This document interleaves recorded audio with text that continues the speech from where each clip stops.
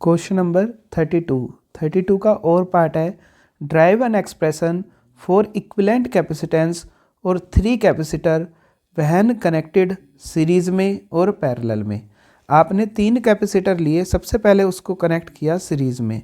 तो पहला हम करते हैं सीरीज में। तो हमने माना let us consider we have 3 capacitor of capacitance C1, C2 and C3 are connected in series between the points A and B. Let us consider the charge on each capacitor will be same, that means Q, Q, Q, and potential will be different V1, V2 and V3.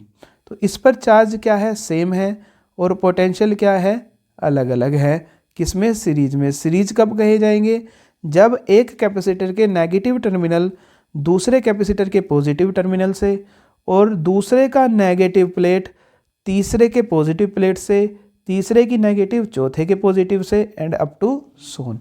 तो इसमें आपने ये देखा कि आपने यहाँ पर potential divide किया है V को किस किस में, V1 में, V2 में और किस में, V3 में।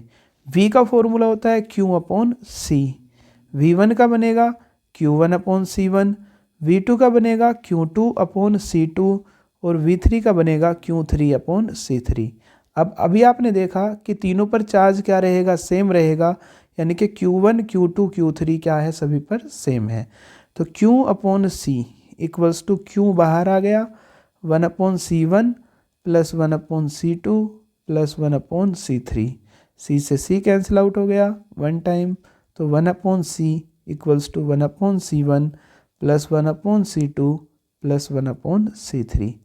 तो इस तरह से अगर 3 capacitor C1, C2, C3 series में ऐड हैं तो उनका इक्विवेलेंट कैपेसिटेंस का फॉर्मूला आएगा 1/C equals to 1/C1 plus 1/C2 plus 1/C3। अब देखते हैं हम किसमें, पैरेलल में।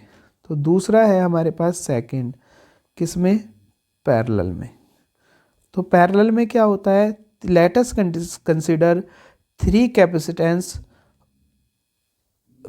Capacitor of capacitance C1, C2 and C3 are connected in such a way that the positive terminal या positive plate of each capacitor is connected to a single point and negative terminal या negative plate of each is connected to another point।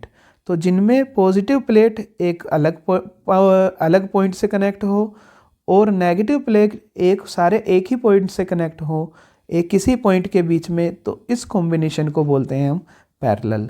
अब जो parallel होता है तो parallel में तीनों पर पोटेंशियल सेम रहेगा V, लेकिन चार्ज अलग अलग डिवाइड हो जाएगा, इसमें Q1, इसमें Q2 और इसमें Q3।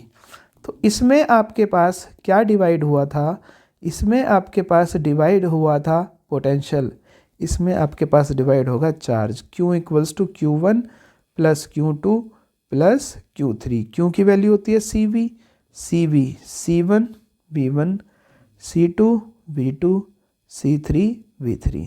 अब सभी पर पोटेंशियल सेम है तो V हटा देंगे यहाँ से, V1, V2, V3 सब सेम होगा। तो CV equals to C1 plus C2 plus C3, common आ गया V से V कैंसिल, तो इक्विवेलेंट कैपेसिटेंस होगा C1 plus C2 plus C3। तो C की वैल्यू क्या होगी, C1 plus C2 plus C3।